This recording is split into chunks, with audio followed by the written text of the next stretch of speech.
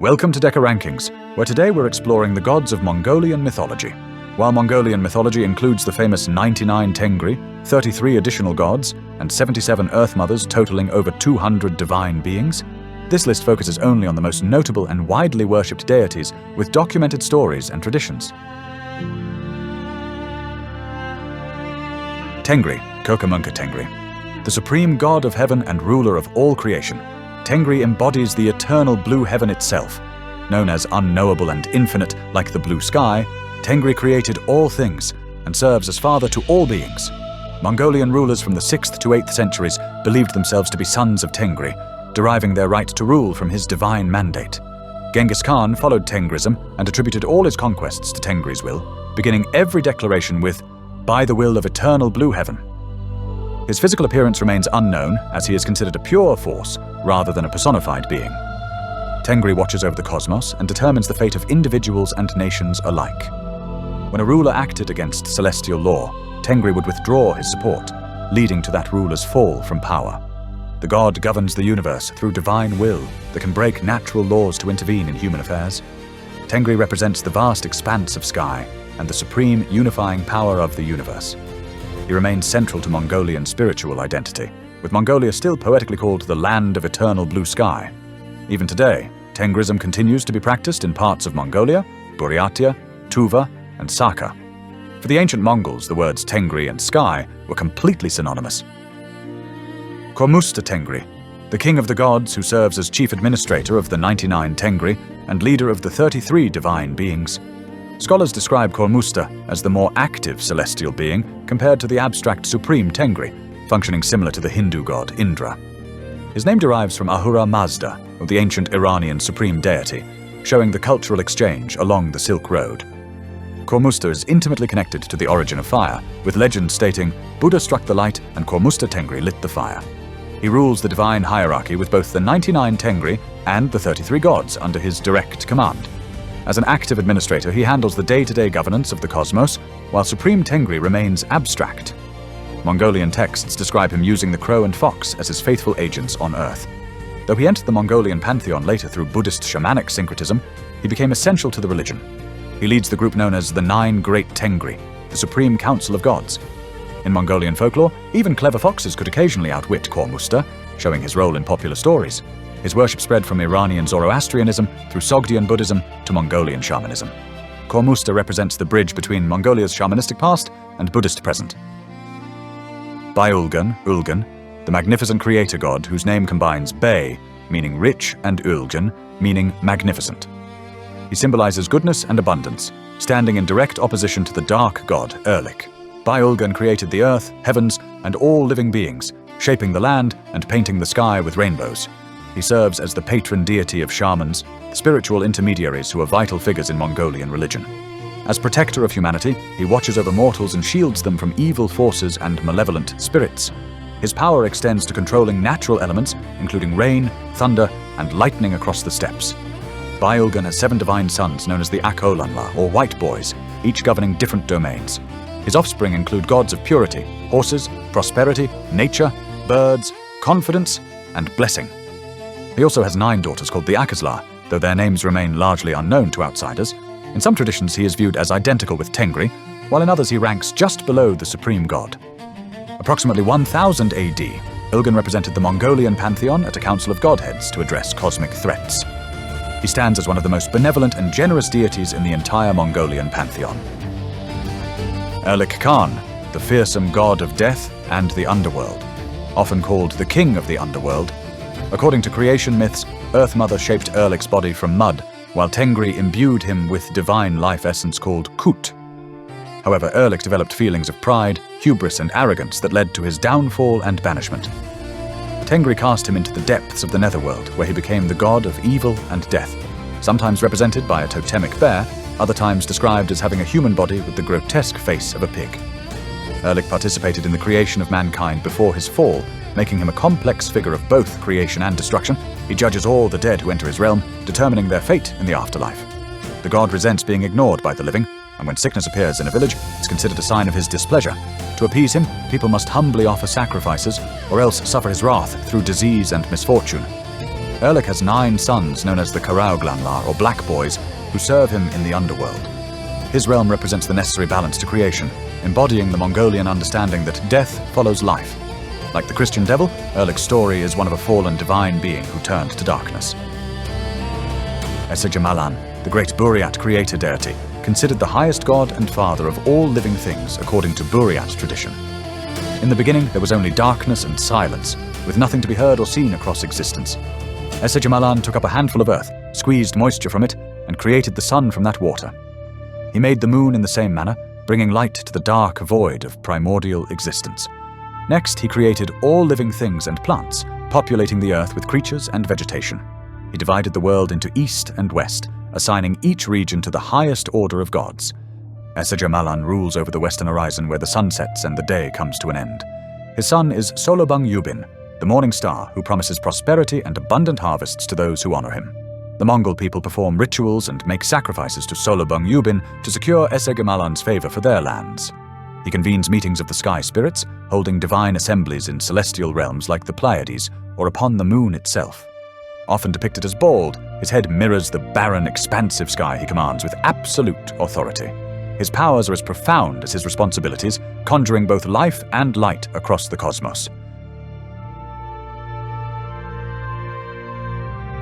Umai, the Earth Mother and supreme goddess of fertility, childbirth, and the protection of women and children. Her name is understood in modern Turkic and Mongolic cultures as meaning placenta, womb, or uterus, connecting her to the life-giving force. Depicted as having 60 golden tresses that shine like the rays of the sun, radiating warmth and maternal care. She represents the feminine divine power and serves as counterpart to the sky father Tengri in the cosmic balance. While Tengri represents the Khanats and Khans, Umai represents the Khatuns and Hatuns, the wives and mothers of the Mongol people. As a powerful archer, she protects against evil spirits that threaten pregnant women, newborns, and young children. Her color is yellow, and she is associated with the sun, earning her the epithet Yellow Maiden among worshippers.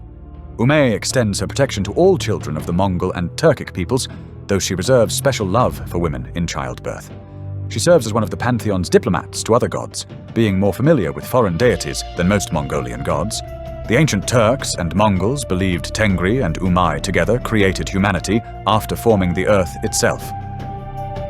Etugen Eke, the virgin earth goddess who is considered the source of all life and the mother of existence itself. She is beyond human comprehension, unknowable in her essence, yet will bestow her kindness on those she favors. According to ancient Mongolian belief, Etugen's mood could be determined by observing the condition of trees in the forest. If trees were healthy and bore abundant fruit, Etugen was content with humans and would not punish them. If the trees were failing, dying, or barren, one could expect to receive her terrible wrath through famine and disaster. This belief aligned perfectly with reality, as weak trees indicate issues with soil and environmental conditions that lead to poor harvests. The Turkic people depicted Etugen as a voluptuous, beautiful woman who was patroness of the homeland and all nature. All living beings are subordinate to her power, making her the second highest deity after Tengri in importance. Sacrifices were made to Etugen every spring, before cattle breeding season, and before planting crops to ensure success. Autumn sacrifices followed the completion of harvest, thanking her for the year's bounty and asking for continued blessings. Dayisun Tengri, the red god of war to whom enemy soldiers were sometimes sacrificed during Mongolian battle campaigns. He is one of the forms or aspects of Supreme Tengri, embodying the violent and martial side of the sky god. During military campaigns, Mongolian soldiers would offer sacrifices to Dayisun to gain his favor ahead of battle and ensure victory. His color is red, representing the blood spilled in warfare and the fury of combat on the steppes. Dayisun Tengri lives on the 9th floor of the heavenly realm, the highest level associated with martial power. He expects warriors to be fearless, vicious, and ready to shed blood at a moment's notice in service of the Mongol nation. His presence reflects the warlike nature of the Mongol Empire and the absolute importance of military success in their culture. Genghis Khan and his armies regularly invoked Dayisun Tengri before major battles, believing divine favor determined the outcome. The god's favor could turn the tide of battle, while his displeasure meant certain defeat for armies who displeased him. His worship shows how Mongolian religion integrated practical concerns of survival and conquest into the divine realm. Kayra, the primordial god of the highest sky, upper air, space, atmosphere, light, and life itself. He is the son of Supreme Kuk Tengri and sits at the apex of creation as a pure divine force emanating power across all realms. Kayra is the father of both Ulgen, the god of goodness, and Mergen, the god of intelligence and wisdom, making him patriarch of major divine lineages. In the ancient Turkic creation myth, Tengri appears as a pure white goose flying constantly over an endless expanse of primordial water. Beneath this primordial water, Ana, the White Mother, calls out to him saying, "Create," spurring the divine act of creation that brings the cosmos into being. To overcome his cosmic loneliness, Tengri creates Erlik, who is not as pure or white as Tengri himself, but serves as companion and helper. Together they set up the world, establishing the foundations of reality. But Erlik becomes a demonic character striving to mislead people and draw them into darkness. Tengri then assumes the name Tengri Ulgen and withdraws into heaven, from which he provides guidance to mortals through sacred animals sent among them. The Tengris who serve him occupy the 5th level of heaven, where shamans can convey their wishes to divine guides. Kayra represents the original creative force that emerged from the cosmic void to bring order, light, and life to existence. Coyash, the sun god who was born from Tengirata, the father sky, and Ana, the mother earth, representing the divine union of heaven and earth.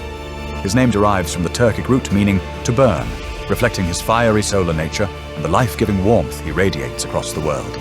Coyash can produce solar strands from his fingertips, magical rays of burning light capable of ensnaring and incinerating his victims in divine combat.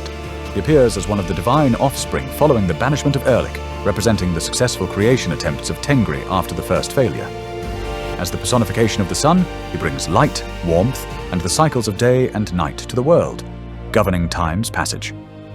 Some traditions describe Coyash as neutral in gender, being either masculine or feminine depending on the cultural area and local Mongolian or Turkic tradition. His daily journey across the sky marks time and seasons for the nomadic Mongolian people who depended on celestial navigation for survival.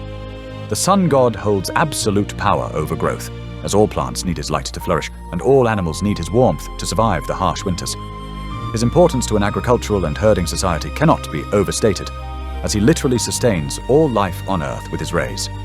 Coyash's burning power can both create and destroy, blessing crops with growth or scorching the earth with drought when displeased. Tanra, the moon goddess who rules the night sky and governs the lunar cycles that measure time across the heavens above the steppes. Like her brother Coyash, the sun god, I was born from the sacred union of Skyfather Tengri and Earth Mother, balancing solar power with lunar mystery. The moon goddess represents magic, rebirth, and the mysterious supernatural powers that emerge during the darkness of night, when spirits walk. She watches over travelers who journey under moonlight and guides lost souls through the shadowy paths of existence between life and death.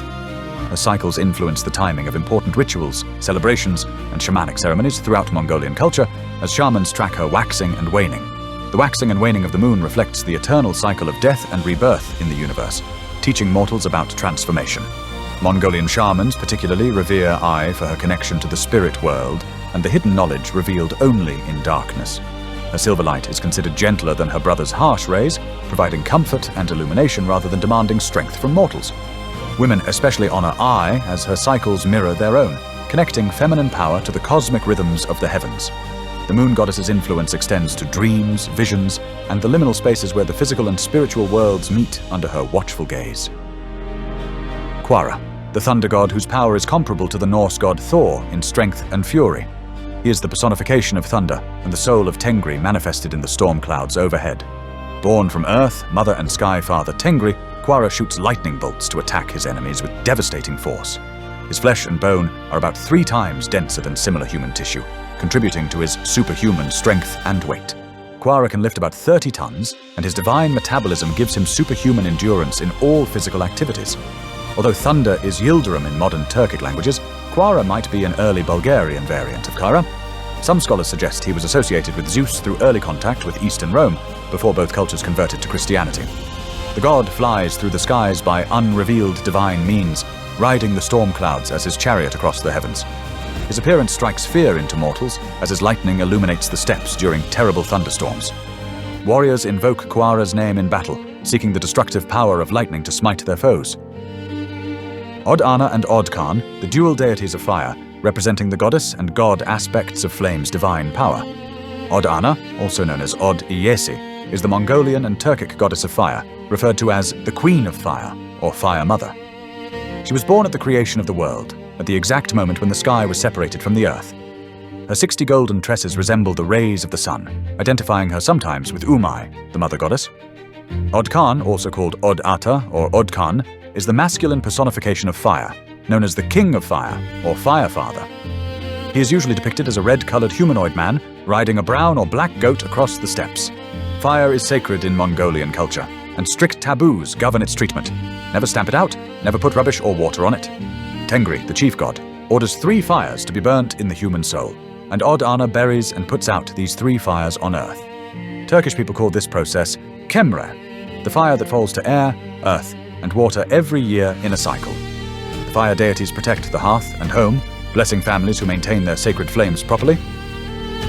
Jamsaran, Bektse, the fierce Mongolian war god who is now worshipped in Tibet under the name Bektse, meaning great coat of mail.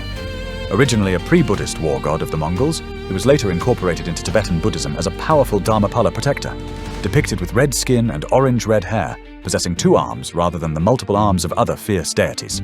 His 3 bloodshot eyes see all across the battlefield, missing no enemy who dares challenge Mongolian forces. In his right hand he wields a sword, while his left hand holds a still-beating human heart torn from defeated foes. His right arm also holds a bow and arrows and a halberd with a banner declaring his divine authority. He wears a chainmail shirt that gave rise to his Tibetan name Jamsaran, from the Mongolian word begda, meaning coat of mail. A Mongolian helmet adorned with a crown of 5 skulls and 4 banners at the back completes his fearsome appearance. He is represented in Mongolian and Tibetan charm dance, bringing his warrior energy to religious ceremonies and celebrations. His transformation from Mongolian war deity to Buddhist protector shows the syncretic nature of Central Asian religion. Dayan, one of the most important divinities in folk practices and shamanic invocations of Khormusta province, Mongolia. His cult is linked to fertility rites practiced in both yellow shamanism, incorporating Buddhist beliefs, and black shamanism with purely traditional elements. He is still actively venerated, especially on the eastern side of Lake Khormusta, where his presence remains strong. As a fertility god, he granted cattle and children to people, serving as a central provider for nomadic communities. He was reportedly a shaman for Genghis Khan himself, with whom he had a complicated relationship that ended with him eloping with the Khan's wife or daughter. He can only be killed by suffocation, as fire and metal cannot hurt him. Genghis Khan learned this and spared him in exchange for his protection. In return for not being threatened with suffocation, Dayan became a protector of Genghis Khan and the Mongolian people. He also functions as a patron to shamanic initiation, guiding new shamans into their spiritual calling and supernatural powers. His statue was venerated in Tsagano, Khormusta, where warriors of Genghis Khan unsuccessfully tried to destroy the stone form he transformed into. His dual nature as both fertility deity and shamanic patron made him indispensable to Mongolian spiritual life. Ulgen, the White Old Man, guardian of life and longevity, one of the symbols of fertility and prosperity in the Buddhist pantheon. Before Buddhism arrived in Mongolia, he was the deity of longevity, wealth, and fertility in pure shamanic tradition.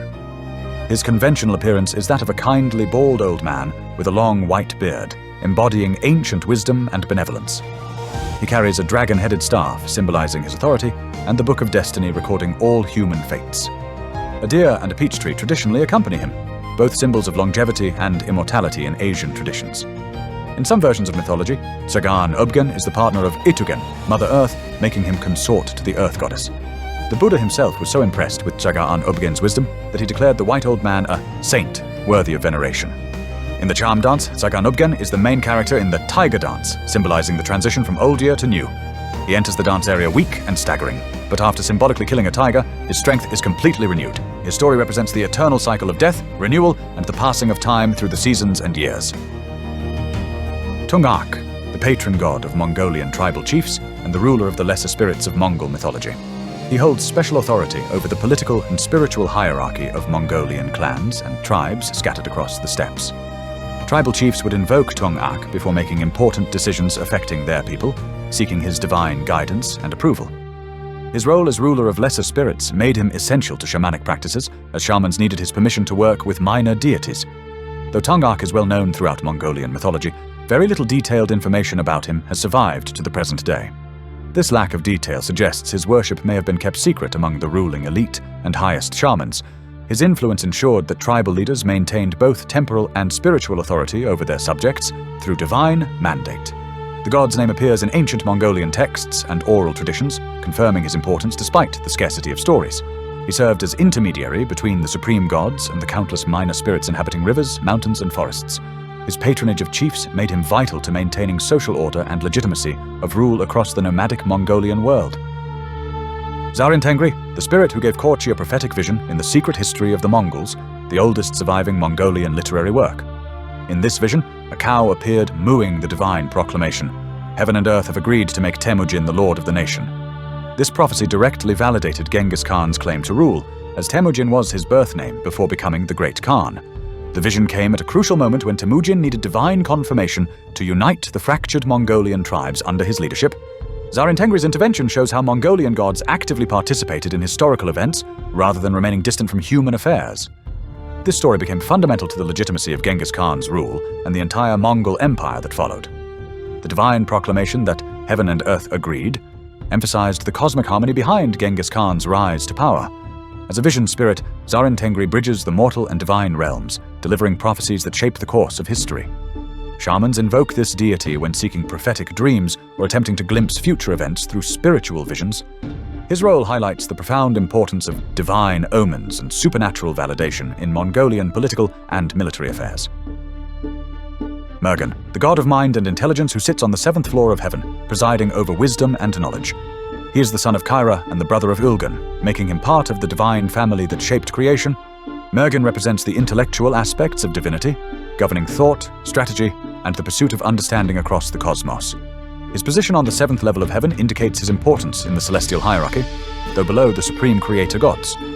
Shamans seeking wisdom and clarity in complex matters would invoke Mergen to grant them insight and mental acuity. His influence extends to scholars, strategists, and anyone engaged in mental pursuits requiring divine inspiration and supernatural intelligence. The god embodies the Mongolian respect for cleverness and tactical thinking essential to survival on the harsh steppes. Leaders consulted Mergen before making crucial decisions that required both intelligence and foresight to avoid disaster. His blessing was considered essential for Khans planning military campaigns, as pure strength without wisdom led to defeat. Mergen teaches that the mind is humanity's greatest weapon, more powerful than any sword or bow when properly cultivated. Tanra, the earth goddess recognized as the supreme deity of fertile earth and the giver of crops to humanity. As a feminine personification of the earth itself, she was essential to agricultural success and the survival of settled communities. Tanra provides abundance through her generous gifts of grain, vegetables, and all plants that sustain human and animal life. Farmers would make offerings to her before planting season, asking for her blessing on their fields and protection from drought and pestilence. Her power complements that of sky deities, representing the necessary partnership between heaven and earth for life to flourish. The goddess watches over the soil, ensuring its fertility and punishing those who abuse or disrespect the land beneath their feet. Her worship reflects the Mongolian understanding that the earth is sacred and must be honored for its life-sustaining gifts. She holds dominion over everything that grows from the soil, from the smallest wildflower to the mightiest tree in the forest. Nomadic peoples honored Tanra even though they did not farm, recognizing that the grasslands feeding their herds came from her generosity. Her connection to Etugen and Umai creates a powerful triumvirate of earth and fertility goddesses governing different aspects of life and creation. Bagatur Tengri, the divine protector of heroes in warfare, watching over brave warriors who fight for the Mongolian nation. His name, Bagatur, means hero or brave warrior, reflecting his role as patron of military champions and legendary fighters. Warriors would invoke Bagatur Tengri before single combat or when facing overwhelming odds, seeking supernatural strength and courage. He grants divine favor to those who display exceptional bravery, skill, and honor in battle against enemies of the Mongol people. Among the 99 Tengri, he holds a specialized function related specifically to the warrior culture central to Mongolian society. His protection extends beyond mere survival, encompassing glory, reputation, and the heroic legacy warriors leave behind after death. Those blessed by Bagatur become legendary figures whose deeds inspire future generations of Mongolian warriors to greatness. The god appears in shamanic visions as a mighty warrior clad in gleaming armor, wielding weapons blessed by heaven itself. Esege Tengri, the equestrian deity who protects riches, souls of people, and horses throughout the Mongolian steppes. Known among the Buryats as Red Kisant Tengri, emphasizing his connection to the sacred color of power and life.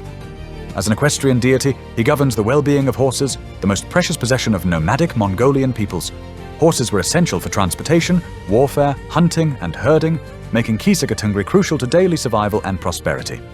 He also protects the souls of people, guarding them from evil spirits and ensuring safe passage to the afterlife. Mongolians would make offerings to Esege before long journeys, horse races, or any important equestrian activity requiring divine protection. His triple role as guardian of wealth, souls, and horses demonstrates the interconnected nature of spiritual and material well-being in Mongolian belief, and the red color associated with him symbolizes the vital life force flowing through both humans and their beloved horses. Deitysun Tengri, the divine protector of horses, one of the most important deities for the nomadic Mongolian way of life. Horses were not merely animals to the Mongols, but sacred partners essential to their entire culture and survival on the steppes. Deitysun ensures horses remain healthy, strong, and loyal to their riders through his divine blessing and constant vigilance. He watches over breeding, preventing disease and deformity from affecting the precious herds that sustained Mongolian civilization. Shamans would invoke Deitysun when horses fell ill, asking for his intervention to heal sickness and restore strength. The Mongols' legendary horsemanship was attributed partly to Deitysun's favor, granting them supernatural understanding of their mounts. His protection extended to horses in battle, where they faced arrows, spears, and the chaos of warfare alongside their riders. Without Deitysun's blessing, the Mongolian way of life would have been impossible, as horses defined their culture completely. Dayisun Tengri, a Mongolian war god with an apparent protective function, empowered by sacrifices made in his honor. One of the equestrian deities within the Mongolian pantheon of 99 Tengri, appearing as a mounted warrior in shamanic visions. Some of his characteristics may be the result of syncretistic influence from Lamaism or Tibetan Buddhism, blending ancient and Buddhist traditions. The fifth Dalai Lama composed invocations to this deity, showing his importance even within Buddhist practice and recognition. Warriors seeking protection in battle would make offerings to Dayisun, asking him to guard them from arrows, swords, and enemy magic. His dual nature as both warrior and protector reflects the Mongolian understanding that true strength comes from defending others. The syncretism evident in his worship demonstrates how Mongolian religion absorbed Buddhist elements while maintaining core shamanic beliefs. His continued veneration by both Buddhist lamas and traditional shamans shows the flexibility of Mongolian religious practice. Etugen, the god of war and anger, known as the Red Lord of Battle and the youngest brother among Tengri's divine sons. He came to the Mongolian pantheon with the Huns, bringing their fierce warrior spirit into the religion of the steppes. Etugen is always armed with a sword or spear, and he is forever dressed in red, which is his sacred color representing blood and fury. Often that red is the blood of his enemies, spilled across battlefields from Central Asia to Eastern Europe during Mongol conquests. He lives on the 9th floor of the sky, the highest martial realm, and prefers to ride a red horse into combat. Etugen is a strong, arrogant god who expects warriors to be like him, fearless, vicious, and ready to shed blood at a moment's notice. His temper is legendary, even among gods, and he can be terrible in his rages, striking down even his own followers in the mists of battle. Ulgen, the leader of the 44 Tenga of the eastern sky, commanding the gods associated with sunrise and new beginnings. His power is reported to have made 13 magics dance on his palm and 23 magics dance on his fingers, showing his mastery of supernatural forces. He had 3 sons, Sagan Hasar-Buhe, Shara Hasar-Buhe, and Hara Hasar-Buhe, each possessing great divine strength and magical abilities. According to legends, each of his sons was wrestled and defeated by his brother's eldest son in tests of strength and skill. His nephew, Han Khormusta's son Buke Belikta, threw a great black spear that smashed the big toe of Ulgen's right foot in their cosmic battle. Malevolent disease spirits came out of the remains of Ulgen's wounded toe and tormented humans with illness and suffering. This origin myth explains why sickness and disease entered the world, emerging from divine conflict and wounded pride. His leadership of the eastern sky gods made him one of the most powerful figures in the celestial hierarchy, despite his eventual defeat. Deitysun, the god of pregnancy, children, livestock, wives, and health, essential to the continuation of Mongolian families and herds. He watches over expectant mothers throughout pregnancy, protecting them from complications and ensuring safe delivery of healthy children. His divine blessing extends to livestock, particularly the birthing of foals, calves, and lambs, crucial to nomadic survival. Wives invoke Deitysun for harmony in marriage, fertility, and the health of all family members under their care. The god's influence touches every aspect of domestic life, making him one of the most frequently invoked deities in daily prayers. Without Deitysun's protection, families feared miscarriage, stillbirth, and disease affecting both human and animal populations. His comprehensive domain over reproduction and health made him indispensable to the survival of Mongolian clans and tribes. Women especially revered Deitysun, creating household shrines and making regular offerings to maintain his favor and protection. Ti, the goddess of marriage who presides over wedding ceremonies and the sacred bonds between husband and wife.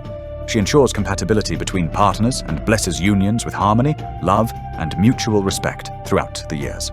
Mongolian couples would make offerings to Ot before marriage, seeking her divine approval and blessing for their life together. The goddess also protects the institution of marriage from forces that might tear couples apart or bring disharmony to households. Her worship reflects the importance of family bonds and social stability in nomadic Mongolian culture dependent on strong kinship networks. Shamans invoked Ot during wedding rituals, asking her to bind the couple's souls together across lifetimes. Divorced or unhappy marriages were seen as signs that Ot had withdrawn her blessing due to improper conduct or disrespect. Her continued favor was maintained through proper behavior, mutual respect, and regular offerings at household shrines dedicated to her honor. Indra, the god of sun and light, who is therefore associated with the east, where the sun rises each morning. He brings the dawn and governs the spreading of light across the world, banishing darkness and evil spirits that thrive in shadow. Indra's influence in Mongolian mythology shows the cultural exchange with Indian religious traditions along the Silk Road trade routes. His association with the East made him important for determining directions and timing ceremonies according to solar movements and seasonal changes. Originally the king of gods in Hindu mythology, Indra entered Mongolian religion through Buddhist transmission and trade contact. Warriors invoked Indra for strength and victory, as he was known for wielding thunderbolts and defeating demons in Hindu tradition. His solar aspect provided protection against malevolent forces that feared the purifying power of sunlight and divine illumination. The syncretism visible in Indra's worship demonstrates how Mongolian religion absorbed foreign deities while adapting them to local needs. Geza, the divine ruler and warrior hero, prophet of Tengrism, whose epic is shared across Tibet and Central Asia. His story chronicles the adventures of a divine ruler tasked with vanquishing demons and unifying the Mongolian people under heaven's mandate. King Geza was sent to Earth by the gods when evils ran rampant and threatened to destroy harmony in the world. The Epic of King Geza is one of the world's longest epics, with some versions containing over 1 million verses and taking 80 hours to recite fully. Oral performers are said to wake up one day after a strange dream with the newfound ability to recite incredible portions of the epic, as if Geza himself provides divine inspiration. His tale blends historical events with mythological embellishments, making it a cornerstone of Mongolian oral literature and cultural identity. Geza embodies the ideal warrior king, combining martial prowess with wisdom, compassion, and divine authority over earthly realms. His deification shows how Mongolian tradition could elevate legendary heroes to divine status through centuries of storytelling and worship. Asena, the divine wolf deity and ancestral spirit of the Turkic and Mongolian peoples according to ancient origin legends. The great Mongol conqueror Genghis Khan was said to have been a descendant of the union between the blue wolf and a wild doe, making Asena part of the royal bloodline. Wolves held sacred status in Mongolian culture as symbols of strength, cunning, and the fierce independence necessary to survive on the steppes. Asena represents the totemic connection between the Mongol people and the natural world, particularly the predators who share their harsh environment. Warriors sought to embody the wolf's qualities: pack loyalty, hunting skill, and merciless efficiency in combat against enemies.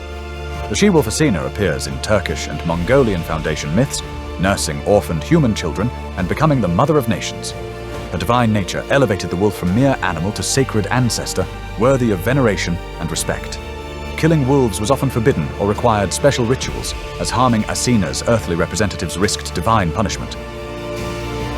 Tulpa, the divine winged horse, a sacred being combining the Mongolians' two most important symbols, horses and the sky. Tulpa represents speed, freedom, and the ability to transcend earthly limitations by soaring into the heavens like birds and spirits. In Mongolian art and legend, Tulpa appears as a magnificent steed with powerful wings capable of carrying heroes between earth and sky.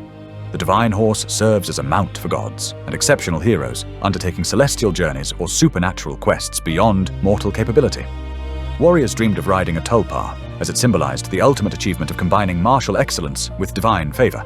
The winged horse appears in shamanic visions as a messenger between worlds, carrying souls and spiritual messages across cosmic boundaries.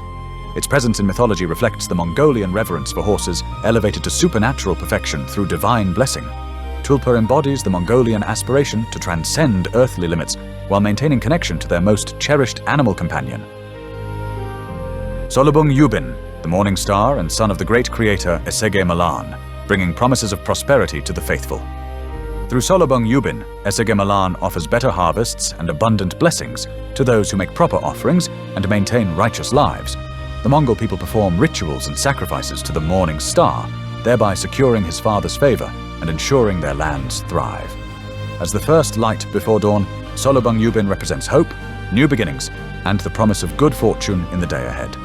Farmers especially revered the morning star as a herald of the growing season and agricultural abundance blessed by Esege Malan. His role as divine intermediary made him essential to maintaining proper relationships between mortals and his powerful father. The morning star's predictable appearance provided comfort and reassurance of cosmic order, continuing despite earthly chaos and uncertainty. Segen Sebdeg, the Buryat god of winter and member of the western sky Tenga, ruling over the harsh, cold season. He brings snow, ice, and freezing winds across the steppes, testing the endurance and preparedness of the Mongolian people. Winter was a dangerous time for nomads, when livestock could freeze and families could starve if unprepared, making Segen Sebdeg both feared and respected. His son being a god of specific winter aspects shows how divine families governed different aspects of the brutal cold season. Mongolians made offerings to Segen Sebdeg before winter arrived, asking for mercy and a season that was survivable rather than deadly. His power to bring blizzards or mild weather gave him tremendous influence over the fate of entire communities during months of darkness. The god's western sky position connected him to the setting sun and the coming of longer, colder nights that define winter. His worship emphasized the Mongolian understanding that winter, though harsh, was a necessary part of the cosmic cycle deserving respect. Manzan Gurme, the mysterious goddess who possesses two magical mirrors that allow her to see everything happening in all realms. By gazing into her large mirror, she can perceive what is happening in the upper world among gods and celestial beings.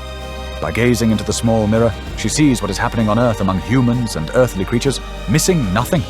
Her complete awareness makes her immune to absolute illusion and gives her supreme observation powers over all existence. No deception or hidden action escapes her divine sight, as the mirrors reveal truth regardless of magical concealment or mortal lies. The gods themselves sometimes consult Manzan Gurme when they need to know events occurring beyond their own perception and awareness. Her mirrors function as cosmic surveillance tools, maintaining divine knowledge of all activities across the universe's various levels. This all-seeing goddess represents the belief that nothing remains truly hidden from the gods, despite mortal attempts at secrecy. Manzasiri Kalmik, a primordial god whose divine body formed either the Mongolian people themselves or the Mongol lands they inhabit. This cosmogonic deity represents the ancient belief that the world and people emerged from the body of a sacrificed or transformed divine being. His story connects the Mongolian people directly to the divine, making their very existence sacred and ordained by cosmic forces beyond human understanding. Similar creation myths appear across Indo-European cultures, suggesting ancient shared mythological traditions spread across the steppes. The transformation of a primordial giant or god into the landscape and people creates an intimate connection between the Mongols and their homeland. Every mountain, river, and valley could be seen as part of Manzasiri Kalmik's sacred body, deserving reverence and protection. His sacrifice or transformation represents the ultimate act of divine love, giving everything so that the Mongolian nation could exist. Altan Telgai, the earth goddess whose name literally means earth in Mongolian, Delkhi or Delkhi in the native language. In modern Mongolian songs, the term Altan Delkhi is commonly mentioned, showing her continuing cultural significance and presence in artistic expression. She represents the golden earth and the precious soil that sustains all life across the Mongolian steppes and mountains. The golden epithet reflects how sunlight transforms the grasslands into shimmering seas of gold during certain seasons and times of day. Altan Telgai embodies the physical land itself, making her worship deeply connected to respect for nature and environmental stewardship. Her presence in contemporary music demonstrates how ancient Mongolian deities maintain relevance in modern cultural expressions and national identity. Poets and musicians invoke Altan Delkhi when celebrating the beauty and bounty of the Mongolian homeland. Her name being synonymous with Earth itself shows how completely she became identified with the land the Mongolian people love. The Ak Olanla, 7 white boys, the 7 divine sons of Bai Ulgen who serve their father loyally and govern specific domains. Kashit Kagan is the god of purity, maintaining cleanliness and moral righteousness throughout the cosmos. Burakagan governs horses, the most sacred animals to the Mongolian way of life and culture. Burchakagan brings prosperity and wealth to those who honor the gods and live virtuously. Yashil Kagan rules over nature, protecting forests, grasslands, and wild places from harm. Karakush Kagan watches over all birds, from eagles to sparrows. Kanim Kagan grants confidence and self-assurance to warriors and leaders who face daunting challenges. Bhakti Kagan provides blessings and good fortune to the faithful. The Karauglanla, 9 black boys, the 9 mysterious sons of Erlik Khan, who serve their father in the underworld and realms of darkness. Their names are secret and unknown to mortals, kept hidden in the shadows just as their father's domain remains veiled from the living. These dark princes assist Erlik in judging the dead and maintaining order in the realm of death and darkness below the earth. They represent the necessary balance to their father's brother by Ulgen's white boys, showing the eternal duality of light and darkness in creation. Each of the 9 black boys governs different aspects of death, decay, and the Underworld's many terrifying regions. Their secrecy adds to their power, as mortals fear the unknown forces that await them after death in Erlik's realm. The Black Boys ensure that the souls of the wicked receive appropriate punishment while preventing chaos in the land of the dead. Their existence demonstrates how Mongolian mythology understood darkness and death as necessary cosmic forces rather than purely evil entities. Hormuz, Khormuz, the masculine personification of the soul, and a supreme deity in Mongolian mythology and shamanism. He is described as the chief of the 55 messengers who carry divine will between the celestial and earthly realms. As god of the soul, Hormuz governs the spiritual essence that animates all living beings and continues after death.